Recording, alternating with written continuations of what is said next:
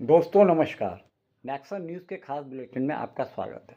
दोस्तों कल 14 नवंबर है और बिहार का विधानसभा चुनाव का परिणाम भी कल ही आना है। लेकिन दोस्तों आज हम उसके बारे में बात न करके हम चुनावी सर्वों के बारे में बात कर रहे हैं। आपको याद होगा कि पिछले 2-3 दिनों से चुनावी सर्वों का काफ़ी ज़ोर शोर से चर्चा चल रही है।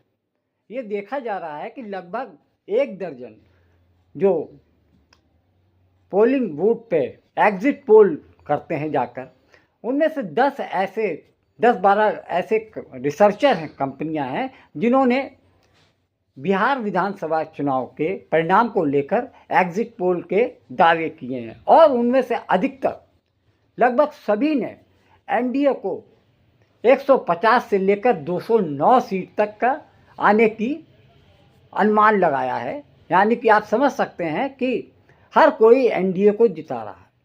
यानी कि भारतीय जनता पार्टी और जेडीयू के साथ बिहार के 5 दल हैं जिनको जिताने की कोशिश या जनता के दिमाग में ये भरने की कोशिश की जा रही है कि आने वाली सरकार बिहार में वो एनडीए के बनने जा रही है। एक तरीके से कहा जा रहा है कि जनता को बरगला दो इतना कि वो सोच ना पाए, और अगर परिणाम विपरीत आते हैं तो उससे अपना पल्ला झाड़ लेना। आपको याद होगा जिस तरीके से 2024 में लोकसभा चुनाव के परिणाम आने के 1 हफ्ते पहले पूरे देश में ऐसे ही चुनावी सर्वों का दौर चला था और उसमें पूरा जितना भी गोदी मीडिया का तंत्र था उसने उन सर्वों को पूरी तरीके से दिन रात दिखाया। उसमें भी ऐसा ही कुछ था कि एनडीए की सरकार पूर्ण बहुमत की बन रही थी। यानी कि भारतीय जनता पार्टी ने चुनाव से पहले, लोकसभा चुनाव से पहले सब जगह ये नारा लगाना शुरू कर दिया था, अब की बार 400 पार। पूरी जनता को, देश की जनता को ये भरमाया जा रहा था कि भारतीय जनता पार्टी अब की बार 400 सीट से ज़्यादा लाने जा रही है। लेकिन परिणाम आपको तो मालूम है कि किस तरीके से जब चुनाव 4 जून को जब चुनाव के परिणाम आते हैं तो भारतीय जनता पार्टी की गिग्गी बन जाती है। यानी कहाँ 400 पार का सपना था भारतीय जनता पार्टी का, वो 240 पे जाकर सिमट जाती है। यानी कि 63 सीट का नुकसान जो पिछले 2019 में आए थे उससे वो 63 सीट कम, कहाँ वो 400 के पार के नारा लगा रहे थे और देश के संविधान को बदलने की बात कर रहे थे। लेकिन जब चुनाव के परिणाम आते हैं तो भारतीय जनता पार्टी के हाथ पांव फूल जाते हैं। पिछले 10 सालों में ये पहला मौका था जबकि भारतीय जनता पार्टी के अनुरूप लोकसभा चुनाव के परिणाम नहीं आए। इसका मतलब ये साफ था कि जब 2019 में चुनाव हुए थे तब भारतीय जनता पार्टी को 37% वोट मिले थे। लेकिन भारतीय जनता पार्टी और एनडीए के गठबंधन के सभी दल इस तरीके से शो करते थे कि भारतीय देश में सबसे प्रचंड बहुमत की सरकार है। ये भूल जाते थे कि देश में 67% लोग, यानी 63% लोग भारतीय जनता पार्टी और एनडीए की सरकार को पसंद नहीं करते। लेकिन जहां भारतीय जनता पार्टी के घटक दल और देश का प्रमुख मीडिया हाउसेस इस बात को भरमाने में, देश की जनता को बहलाने बरगलाने में सफल रहे कि देश में भारतीय जनता पार्टी से बड़ी और वर्तमान मोदी सरकार से पसंदीदा लोकप्रिय सरकार कभी थी नहीं। जबकि 63% लोग ना तो केंद्र सरकार को पसंद करते थे और ना ही प्रधानमंत्री मोदी की लोकप्रियता को। इस तरीके से साफ हो गया कि जब 2024 में चुनाव आ रहे थे तब देश के उद्योगपतियों को यह कह के समझा दिया गया था कि 2024 में जो चुनाव हो रहे हैं उसमें प्रचंड बहुमत की सरकार भारतीय जनता पार्टी की आ रही है और देश के प्रधानमंत्री नरेंद्र मोदी ही होंगे। सोच लीजिए, आसमान से गिरे खजूर में अटके वाली स्थिति हो गई। भारतीय जनता पार्टी और केंद्र सरकार उद्योगपतियों के सहारे ही देश की सरकार को चलाने का बीड़ा रखते हैं, मतलब कि वो उद्योगपतियों के लिए ही सरकार चलाते थे। लेकिन जब रिजल्ट आने की बात हुई, 2 दिन पहले देश के प्रधानमंत्री, देश के गृह मंत्री, देश की वित्त मंत्री लोगों को शेयर बाजार में पैसा लगाने की सलाह दे रहे थे। क्या कभी इतिहास में कभी किसी ने सुना कि संवैधानिक पद पर बैठे व्यक्ति शेयर बाजार में पैसा लगाने की बात कहें, लोगों को सिफारिश करें, सलाह दें? ऐसा इतिहास में कभी नहीं हुआ। वोट चोरी रोकेंगे और लोकतंत्र की रक्षा करेंगे, चाहे जो कुर्बानी देना पड़ेगा। इस बार काउंटिंग में बेईमानी नहीं होने दिया जाएगा। हमारे लोग सजग हैं, डटे हुए हैं। एक एक वोट जब तक पोल नहीं पड़ा, लोग जो है खड़े थे बूथों पर और बौखलाहट टेढ़ी खेलने में भारी थी। इसलिए हम लोग जो लोकतंत्र की जननी जो बिहार में है,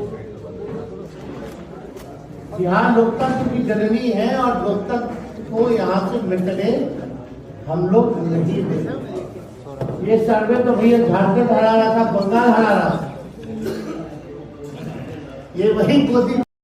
आपको तो याद होगा जब 2024 में के परिणाम, लोकसभा चुनाव के परिणाम आने में 2 दिन रह गए थे, तो आपने देखा था किस तरीके से बाजार, शेयर बाजार आसमान पे चढ़ गया था। उसका रीज़न यही था कि भारतीय जनता पार्टी और केंद्र सरकार ने उद्योगपतियों को इतना दिलासा दे दिया था कि वो जानते थे, उनका कहना था कि अब हम प्रचंड बहुमत की सरकार बनाने जा रहे हैं। उसी बातों पे विश्वास करके देश के बड़े उद्योगपतियों ने शेयर बाजार में पैसा लगाया और उनको देखा देखी छुटपुट छोटे निवेशकों ने भी भारी तादाद में, लाखों की संख्या, लाखों करोड़ों के रुपए के बीच शेयर बाजार में लगाया। आप तो जानते हैं जिस तरीके से जो शेयर बाजार के खिलाड़ी होते हैं उनको तो मालूम रहता है कि कब शेयर खरीदना है और कब उसे बेच देना है। आपको 4 जून को जब नतीजे आते हैं तो केंद्र सरकार की नींव हिल जाती है। भारतीय जनता पार्टी जो 400 पार का नारा लगा रही थी वो 240 पे सिमट गई। इससे उद्योगपतियों और शेयर बाजार में निवेशकों के तो हाथों से तोते उड़ गए। वो समझ नहीं पा रहे थे। दिलचस्प बात यह थी, बड़ा जो निवेशक था उसको तो पहले से सब मालूम रहता है कि ये जो बाजार में तेजी आई वो दिखाने के लिए है, इसलिए वो तो एक दिन के बाद सारे शेयर बेचकर अपने आप को मुनाफा कमा लेता है। लेकिन सबसे ज़्यादा दिक्कत किसको आती है? सबसे ज़्यादा दिक्कत आती है फुटकर छुटपुट आदमी की, जो आम आदमी होता है, जो कि उद्योगपति नहीं होता है, अपनी मेहनत की गाढ़ी कमाई का पैसा वो शेयर बाजार में लगाता है ताकि उसको भी कुछ थोड़ा बहुत फ़ायदा हो जाए। और वो पैसा इसलिए लगाता है कि देश के प्रधानमंत्री, देश के गृह मंत्री और वित्त मंत्री इस बात का भरोसा दे रहे हैं, फलाने कंपनी का आप शेयर बाजार खरीदोगे तो आपको बहुत फ़ायदा होने वाला है। जबकि ऐसा करना संवैधानिक पद पर बैठे व्यक्ति के लिए एक अपराध की श्रेणी में आता है। ना तो प्रधानमंत्री इस बात की सलाह दे सकते हैं और ना देश की वित्त मंत्री।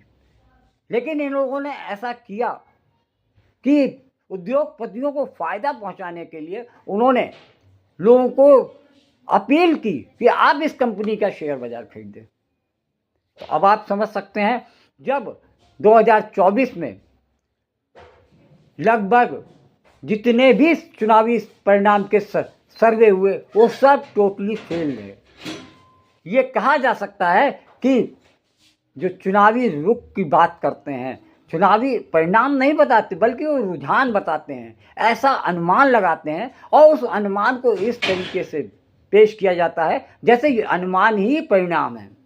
और इसी बात का फ़ायदा 2024 में चुनाव के पहले ठीक मोदी सरकार ने उठाया था। आपको तो मालूम है किस तरीके से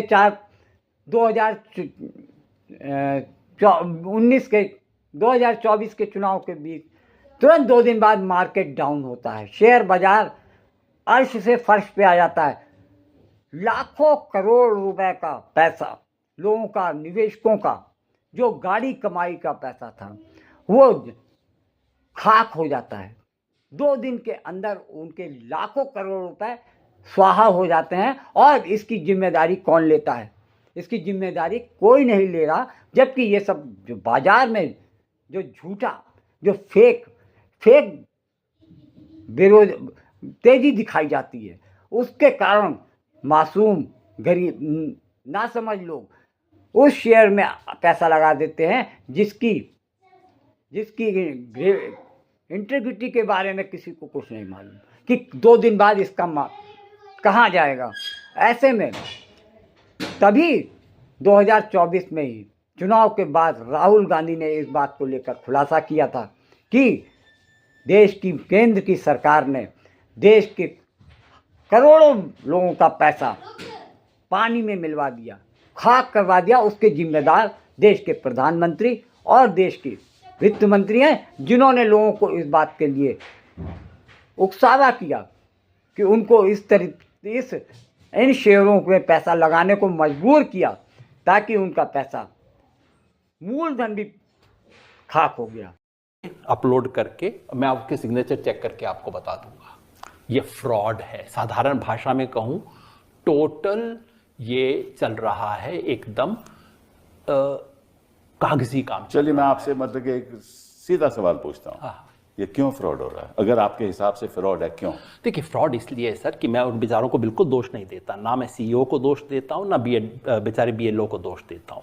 अगर दिल्ली में बैठ के आप तुगलकी फरमान निकालोगे और ऊपर से दिल्ली से फ़ोन करोगे, अभी मेरे को नंबर दिखाओ, अरे नंबर क्यों नहीं बढ़ रहे हैं, तो भाई बेचारा बीएलओ क्या करेगा? आपने देखा होगा इंडियन एक्सप्रेस में रिपोर्ट छपी है, बीएलओ का मकसद होता है ना, इनका मकसद मंशा क्या है?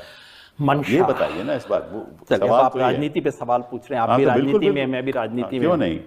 देखिए, महाराष्ट्र में और बाकी स्टेट्स में वोटर लिस्ट में हेराफेरी हुई, लेकिन वो परचून की हेराफेरी थी, पीछे के दरवाजे से हेराफेरी हुई, बढ़ा दी गई वोटें। वोट बढ़ी, किसी को पता नहीं लगा, ऑपोजिशन को भी पता नहीं लगा, रिजल्ट आने के बाद उन्हें पता लगा, पिछले दरवाजे से कर दिया। फिर उसके बाद ऑपोजिशन ने खूब शोर मचाया कि ये तो फ्रॉड हो रहा है। आप लोकसभा इलेक्शन और विधानसभा इलेक्शन के बीच में लगभग 50 लाख से ज़्यादा वोट बदल गए, है ना। 40 नेट 40 थे, लेकिन मान लो 48 लाख बढ़े और 9 लाख कटे, मतलब कुल 56-7 लाख का हेराफेरी हो गई। ऑपोजिशन ने पंगा उठाया, बिहार पे अब अलर्ट हो गए। तो अब पिछले दरवाजे की चोरी तो हो गई है मुश्किल, तो उसका क्या तरीका है? अब आप फ्रंट डोर से कीजिए। ये फ्रंट डोर से वोटर लिस्ट पे कब्जा करने और चुनाव की चोरी करने का खेल है। अब आप कहेंगे ये खेल तो बीजेपी का होगा, बेचारा इलेक्शन कमीशन कहाँ से आ गया इसके बीच में? लवासा साहब, मैं कुछ नहीं कहता, मैं तो कोई भी व्यक्ति कहेगा, और ये बात टीवी के ऊपर लोग कहते हैं इलेक्शन कमीशन की स्वतंत्रता। मैं तो इतना ही कहूंगा कि जो भी है वो जीतना चाहते हैं चुनाव। सर मैं तो कहता इतना ही हूं, कह सकता जब टीवी पे मैं सुनता हूं अरे इलेक्शन कमीशन का फैसला है, वो तो स्वतंत्र है, मुझे वो याद आता है कि खुशी से मर न जाते अगर एतबार होता। क्या खेल हो रहा है आप बताइए? इलेक्शन कमीशन डिसीजन लेता है, बीजेपी के लोग जस्टिफाई करते हैं। कोर्ट में आप उस दिन हियरिंग हुई, जी हाँ, कोर्ट में हियरिंग हुई, कोर्ट का फैसला आया, आधे घंटे में बीजेपी ने क्लैरिफाई करके स्पिन दिया और सारे मीडिया ने उस स्पिन को चलाया। ये हो क्या रहा है इस देश के अंदर? अभी आते वक्त मैं एक चुटकुला पढ़ रहा था, खराब है लेकिन इजाजत दीजिएगा। वो चुटकुला कहता है कि इलेक्शन कमीशन ने बीजेपी के साथ कोएलिशन नहीं किया है, ये बिल्कुल अफवाह है। इलेक्शन कमीशन ने तय किया है कि हम बाहर से सपोर्ट करें। अब हम वर्तमान बारे में बात करते हैं। वर्तमान में बिहार विधानसभा चुनाव के प्रति परिणाम आने में कल यानी 14 नवंबर को परिणाम आएंगे। उससे ठीक 4 दिन पहले एग्जिट पोल शुरू हो जाते हैं। 11 तारीख से लोगों के बीच में इधर वोटिंग चल रही है, उधर एग्जिट पोल आ जाते हैं। हैरानी तो तब होती है कि अभी चुनाव पूरी तरीके से वोटिंग हुई नहीं और मार्केट में टीवी चैनलों पर एग्जिट पोल के नतीजे आने लगते हैं।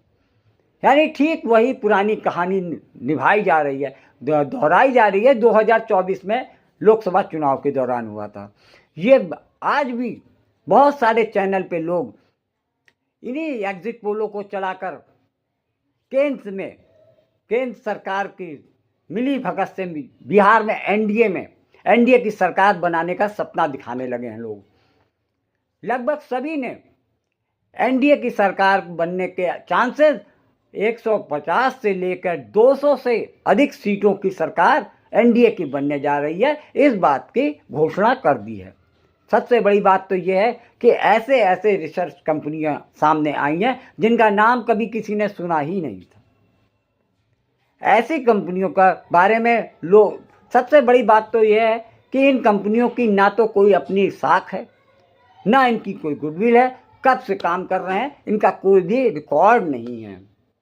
दूसरी चीज, गोदी मीडिया किस तरीके से सत्ता की लोलुपता में किस तरीके से जनता के साथ खिलवाड़ कर रही है, इस बात का जीता जागता नमूना आपके सामने है। सभी बड़े मीडिया हाउसेस इन नवजात रिसर्च कंपनियों के, जिनकी कोई साख नहीं है, ये नहीं बता पा रहे हैं कितने लोगों के बीच में ये सैंपल लिया गया है, और उनको धड़ल्ले के साथ मेन स्ट्रीम मीडिया उसको अपने में चला रहा है। और मीडिया क्यों चला रहा है उसका सीधा और सरल अर्थ ये है कि एक तरीके से वो एनडीए को आगे प्रमोट कर रहा है। वो ये दिखा रहा है कि एनडीए की ही सरकार बने, लोगों को बहकाने, बरगलाने और उनको दिग्भ्रमित करने के लिए गोदी मीडिया यानी कि देश का जो सबसे बड़ा मीडिया, जिनको अब लोग ज़्यादातर देखना पसंद नहीं करते हैं, अब लोग यूट्यूबर और सोशल मीडिया पे ज़्यादा विश्वास करते हैं। अब तो सबसे बड़ी बात यह है कि जब भी कोई चुनाव होता है तो लोगों को ग्राउंड रिपोर्टिंग नहीं दिखती है, बल्कि वहाँ पर सोशल मीडिया में लड़ाई और प्रचार तंत्र दिखता है। कितना गंदा और छिछला हो गया सोशल मीडिया।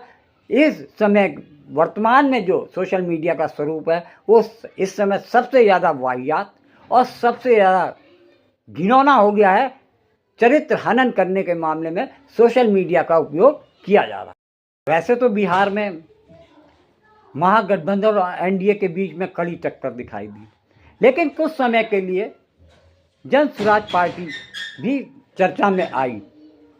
लेकिन यह बात तो तय थी कि सीधा जो टक्कर थी महागठबंधन और एनडीए के बीच में है। सबसे बड़ी बात यह है कि महागठबंधन की चर्चा और लोकप्रियता से देश के प्रधानमंत्री इतना घबरा गए कि उन्होंने चुनाव आयोग का एक बार फिर सहारा लिया। किसी ने तो ये भी कहा, एक लड़के को हराने के लिए देश का प्रधानमंत्री, 5 प्रदेशों के मुख्यमंत्री, 80 केंद्रीय मंत्री और इसके साथ साथ एनडीए के अन्य घटक दल जेडीयू, एलजेपी, हम और आरएलएम, इतने लोग तेजस्वी को हराने के लिए एक साथ जुटे। लेकिन तेजस्वी इस समय लोकप्रियता की चरम पे हैं। अगर किसी वहाँ पे सर्वे में ये पता चल गया है कि सीएम पद के लिए तेजस्वी सबसे पहले पसंद हैं और दूसरे नंबर पर नीतीश कुमार आते हैं। लेकिन नीतीश कुमार का अब एक तरीके से ये कहा जाए सूर्यास्त है। अब नीतीश कुमार को चाहिए कि वो ससम्मान चुनाव रिजल्ट आने के बाद उनको राजनीति से, सक्रिय राजनीति से दूर हो जाना चाहिए। ये उनके लिए एक बहुत ही सुखद अनुभव होगा और सुखद विदाई होगी। वहीं वो आने वाले युवा नेता को आगे बढ़कर उसकी ताजपोशी में अपना सहयोग करें। ये जनता भी चाहती है और देश के बहुत करोड़ों लोगों की इच्छा है कि बिहार को अब एक युवा चेहरे की ज़रूरत है और युवा नेतृत्व की ज़रूरत है।